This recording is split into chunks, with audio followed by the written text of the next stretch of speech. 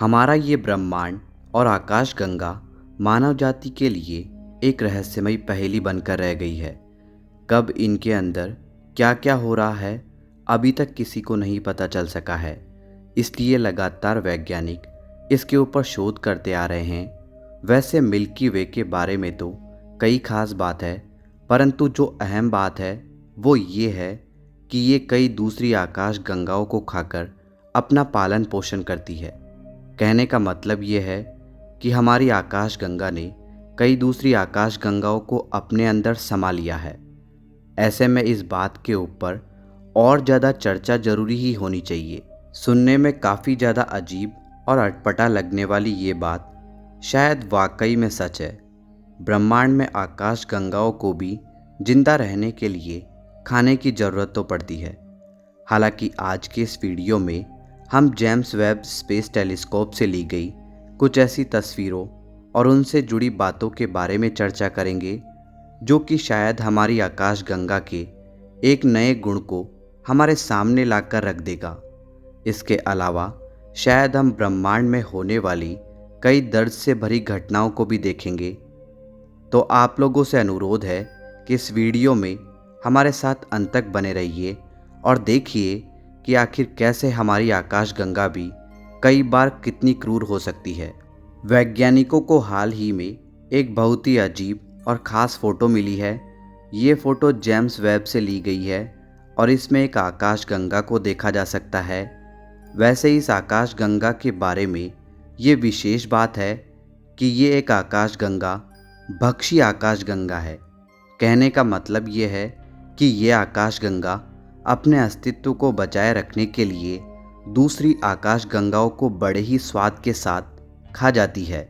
इसलिए इसे कई बार गैलेक्सी ईटर के नाम से भी बुलाते हैं। वैज्ञानिकों को इस तरह की आकाश गंगा के बारे में पहली बार पता चल रहा है।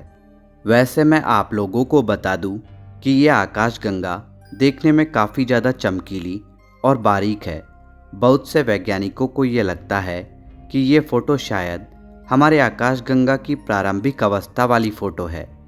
इसलिए इस फ़ोटो में मौजूद आकाश गंगा की आकृति हमारी आकाश गंगा से इतनी मिलती जुलती है।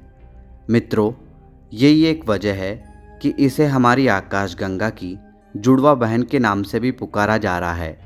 हालांकि इसके बारे में और शोध होना बाकी है। खैर, बात जो भी हो, परंतु फ़ोटो को देखकर ये बात तो तय है कि इससे हम हमारी आकाश गंगा की आकृति और ये कैसे बनी है इसके बारे में काफ़ी कुछ जानकारी जुटा सकते हैं। मित्रों, आप लोगों को क्या लगता है, क्या ये आकाश गंगा हमारे आकाश गंगा से कुछ भी रिश्ता रखती होगी? क्या ये दोनों आकाश गंगाएं जुड़वा बहन है? आप लोग चाहे तो अपना उत्तर कमेंट के जरिए हमें बता सकते हैं। इस आकाश गंगा से जुड़ी सबसे पहली बात तो यह है कि ये आकाश गंगा हमसे लगभग 9 अरब प्रकाश वर्ष की दूरी पर मौजूद है। इस आकाश गंगा को वैज्ञानिकों ने स्पार्कल का नाम दिया है। अब कुछ लोगों के मन में ये सवाल उठ रहा होगा कि आखिर ये नाम वैज्ञानिकों ने इस आकाश गंगा को क्यों दिया है। तो मित्रों, मैं आप लोगों को बता दूं कि खास करके इस आकाश गंगा के पास 2 डार्क आकाश गंगाएं और कई अरबों चमकीले सितारों से बनी लाखों तारामंडल इसकी परिक्रमा कर रहे हैं। इसलिए इतनी दूर से भी ये आकाश गंगा देखने में इतनी सुंदर और चमकीली लग रही है।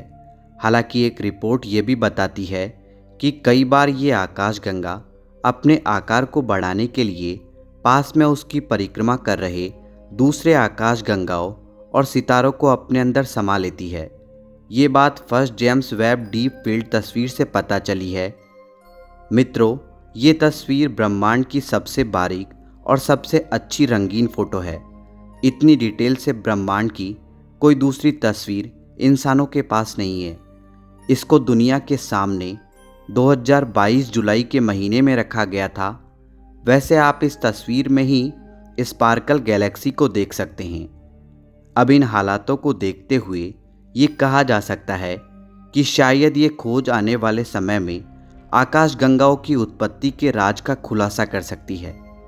इससे वैज्ञानिक रियल टाइम पर किसी एक दूसरी आकाशगंगा को धीरे धीरे आकार में बढ़ते हुए अपने आप को बनाते हुए देख रहे हैं। मित्रों, इससे अच्छी बात और वैज्ञानिकों के लिए क्या हो सकती है।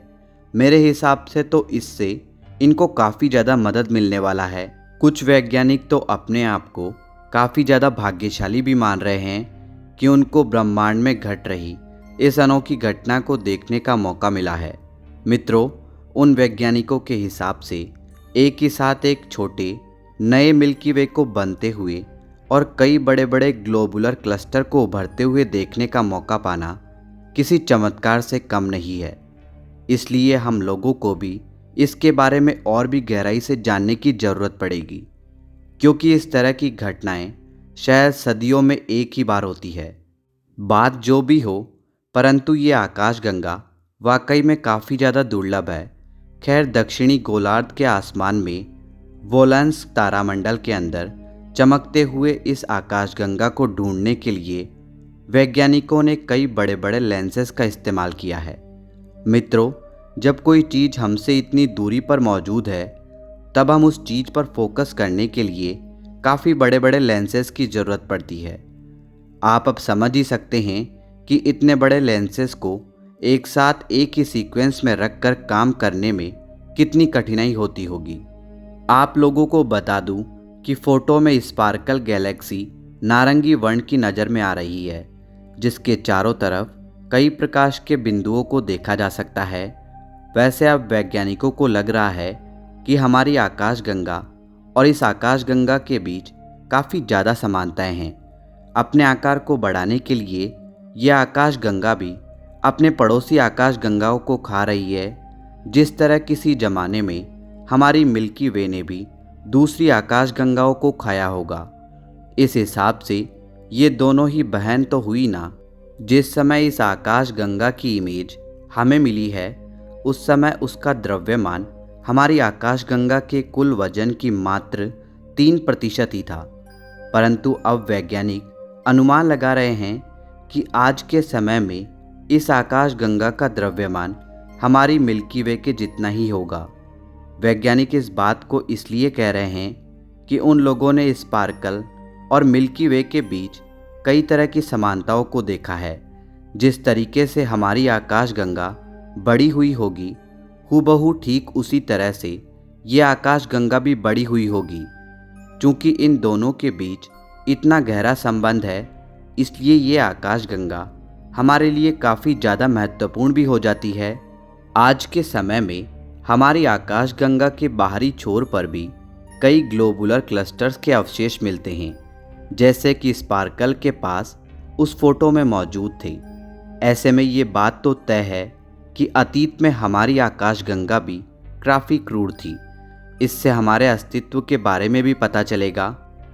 दोस्तों, विज्ञान आधारित इसी तरह की कहानियों को देखने के लिए हमारे YouTube चैनल विज्ञानम फैक्ट को अभी सब्सक्राइब करें और बेल आइकन का बटन दबा दें।